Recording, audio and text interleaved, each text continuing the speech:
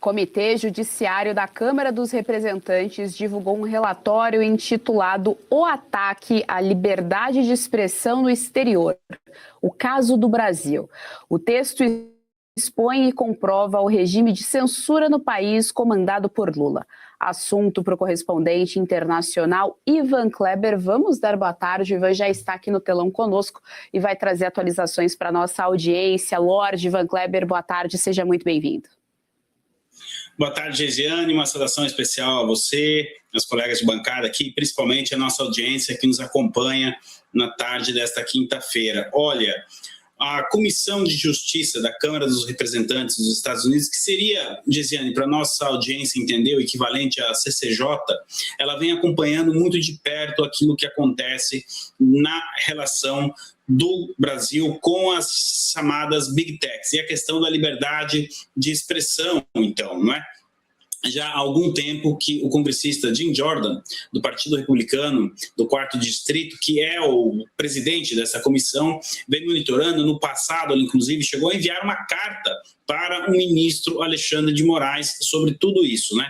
Bom, ontem à noite, então, o perfil oficial da Comissão de Justiça dos Republicanos publicou a seguinte frase aqui,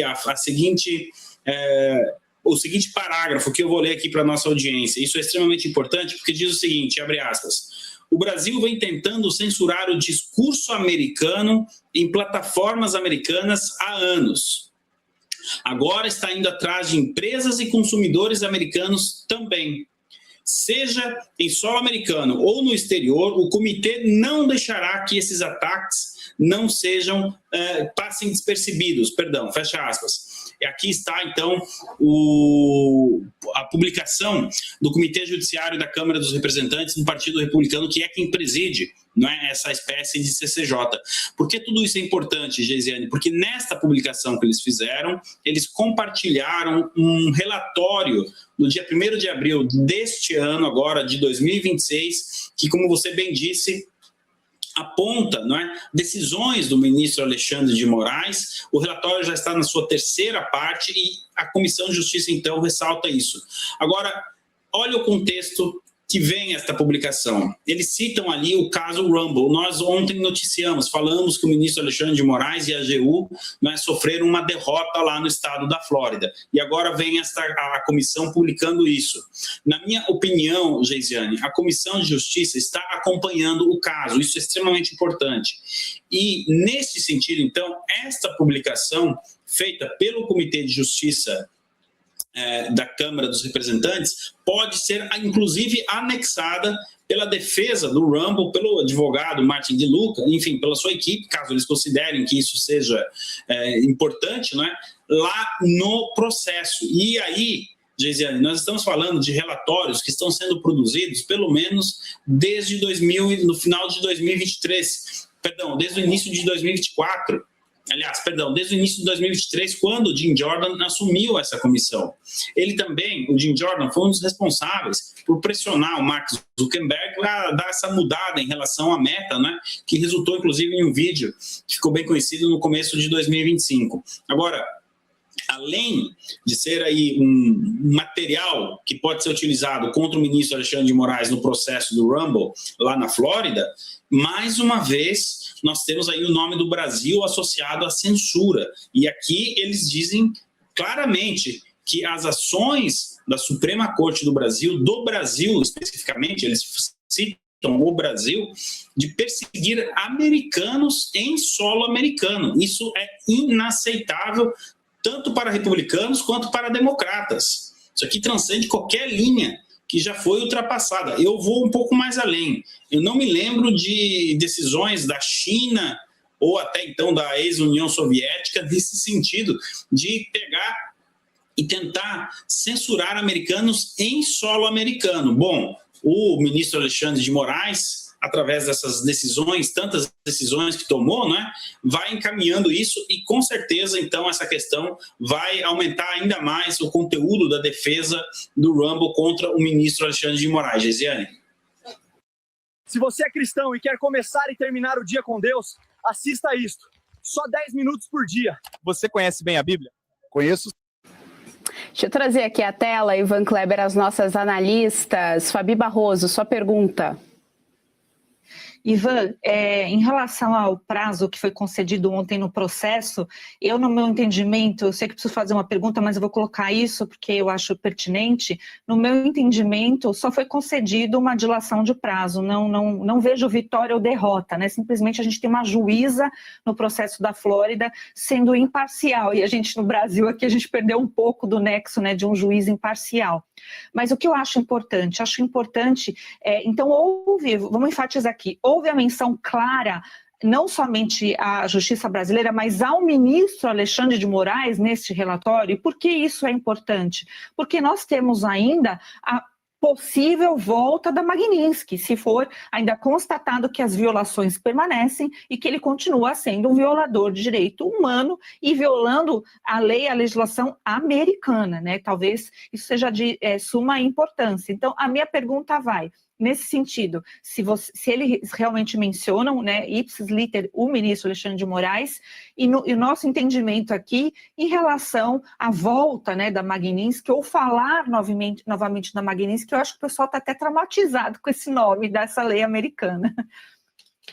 Olha só, boa tarde, doutora Fabiana. Então, sim, aliás, o relatório, ele não só menciona o ministro Alexandre de Moraes, como eu diria que é quase que um dossiê sobre a atuação do ministro Alexandre de Moraes, pressionando as big techs americanas, as empresas americanas, principalmente ali na era Biden, 2022, 2023, mas ele continuou depois disso. Esse relatório também cita, né, o embate que ele teve com o empresário Elon Musk, por conta da empresa X, e vai chegar em casos menores, de que, aliás, são tão importantes, né, mas menos conhecidos da opinião pública. Então, eles estão juntando tudo aquilo que o ministro Alexandre de Moraes decidiu em termos que consideram aqui, que é considerado pela Comissão de Justiça como um ataque à liberdade de expressão. E alguém pode perguntar, tudo bem, mas essas ações, muitas dessas ações foram tomadas no Brasil, mas pressionando empresas americanas. Tem uma coisa que eu aprendi, doutora Fabiana, que o americano não gosta de ser pressionado. E justamente essas empresas bateram na porta da Casa Branca depois que o presidente Trump assumiu o poder, dizendo, olha, o Biden não fez nada pela gente. Nós estamos perdendo dinheiro no Brasil, estamos perdendo espaço para a concorrência, por exemplo, do TikTok, que é chinês. Precisamos fazer alguma coisa. Além disso, ele não contente em dar ordens internas ali dentro do Brasil, ele começou a emitir ordens para derrubar perfis de pessoas que vivem legalmente nos Estados Unidos e cidadãos americanos. Isso resultou no quê? Na seção 301, em parte dela, né? Na seção 301, estamos caminhando aí para os capítulos finais, e também nesse relatório. Olha, doutora Fabiana, não é impossível ou não devemos, de maneira alguma, tirar a palavra Magnitsky do vocabulário. Muito pelo contrário, relatórios como esse, ações como a do Rumble, as derrotas, e aqui acredito que a doutora vai concordar comigo, a gente pode falar de derrota do ministro Alexandre de Moraes na Itália, na Espanha, na Polônia, na Argentina teve um caso também, enfim, tudo isso vai somando, né, esse enorme dossiê sobre o ministro Alexandre de Moraes, que pode resultar ou na Magnitsky ou em outras sanções pelos Estados Unidos e também, ainda está longe, mas também pela União Europeia, uma vez que ele colecionou essas derrotas aqui no velho continente. Gesiane, eu devolvo para você. Deixa eu trazer novamente aqui as nossas analistas políticas. Berenice Leite, sua pergunta. Oi, Ivan, muito boa tarde para você. Bom, com relação a esse relatório produzido pelo Comitê do Judiciário da Câmara lá dos Estados Unidos, eu queria saber do ponto de vista prático, né? Porque nós já temos aí vários apontamentos, esse processo das plataformas americanas contra o ministro Alexandre de Moraes, e nesse relatório específico que nós estamos falando agora, eles criticam não só as decisões do ministro Moraes sob o ponto de vista de que a soberania de americanos estaria sendo ameaçada, como também falam sobre interferência nas eleições aqui do Brasil por meio dessa censura. E em 2022, nós vivemos isso, né? Nós, jornalistas, não podíamos falar de diversos assuntos sob a justificativa de que poderíamos estar sendo processados, né? Associar, por exemplo, o PT ao crime organizado não podia, né? Então, assim, esse é só um dos exemplos. Hoje, por exemplo, se você digitar numa plataforma de rede social fora Lula ou fora Moraes, o seu comentário é ocultado. É só fazerem o teste aí, né, lá naquele aplicativo que é voltado mais para fotos. Mas onde é que eu quero chegar com isso? Um relatório como esse, por exemplo, que fala em interferência nas eleições aqui no Brasil, isso pode impactar do ponto de vista dos Estados Unidos, talvez nem reconhecerem o resultado das eleições, caso o candidato à reeleição, que parece ser o beneficiado diante dessa censura, ser reeleito pelas nossas urnas eletrônicas aqui no Brasil, pode haver essa consequência de um não reconhecimento das eleições aqui no Brasil por parte dos Estados Unidos? E o que isso significa na prática? Se você assinou o seu ChatGPT pelo Google, você está jogando dinheiro fora. Deixa eu te explicar. A maioria das pessoas assina... Olá, Berenice. Sempre muito bom também acompanhar as notícias aí de Brasília com você. Olha, a possibilidade disso acontecer é muito remota, mas ela existe. A gente tem precedentes recentes, né? O governo Biden, o governo de esquerda, não reconheceu, por exemplo, a eleição de 24 na Venezuela e do Maduro, devido às fartas evidências, né, de que o pleito não correu normalmente. Vamos colocar nesses termos, né?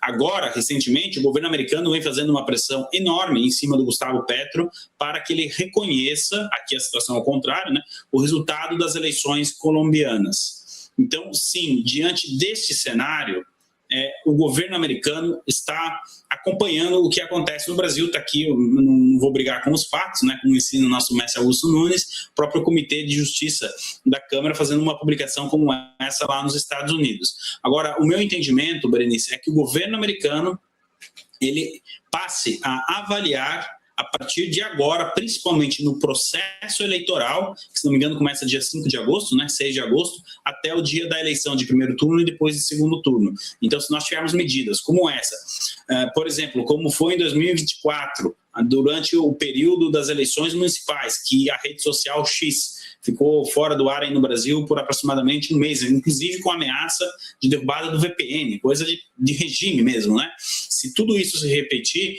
eu acredito que existe, assim, uma pressão americana no sentido de não reconhecer o resultado das eleições, ou pelo menos de corrigir, digamos assim, a forma como as questões estão sendo administradas. O governo americano, a gente precisa deixar isso bem claro, não tem a menor intenção de interferir diretamente ou indiretamente no processo eleitoral brasileiro. Agora, também não pode acontecer tudo aquilo que aconteceu em 2022 ou 2024, como eu citei no caso do X. Qual é a grande diferença para 2022 em relação agora, 2026, não só no contexto americano, mas no contexto mundial como um todo? A União Europeia, países da União Europeia, em 2022, fecharam os olhos para o que estava acontecendo no Brasil também. Tá? A gente teve uma grande complacência dos países europeus em nome da democracia, o Lula se apresentou como candidato da democracia, etc. Bom, isso não está mais acontecendo. Jornais europeus, nós reportamos aqui no último ano, a audiência é testemunha, quantos artigos críticos a Lula, a sua política e também questionando o seu apreço pela democracia. Então, o cenário internacional como um todo mudou muito desde 2022 e a gente espera, então, que agora em 2026 essa pressão internacional vinda dos Estados Unidos para que o pleito ocorra normalmente, surta o efeito que a gente espera e que a vontade do povo prevaleça nas urnas. Gesiane, devolvo para você. Muito obrigada, Ivan Kleber, pelas informações aqui no nosso JDO2. Até a próxima. O épico jogo de ação online War Thunder permite mergulhar em batalhas colossais e testemunhar todo o poder de veículos militares lendários. Na Segunda Guerra Mundial, a era moderna, tanques, aviões, helicópteros e navios de diferentes gerações foram recriados até os mínimos detalhes, fazendo você se sentir como nos filmes de ação. Lute em campos de batalhas históricos, onde o terreno e os arredores desempenham um papel crucial. Deixe-se levar pelo caos dos combates. Mas agora temos um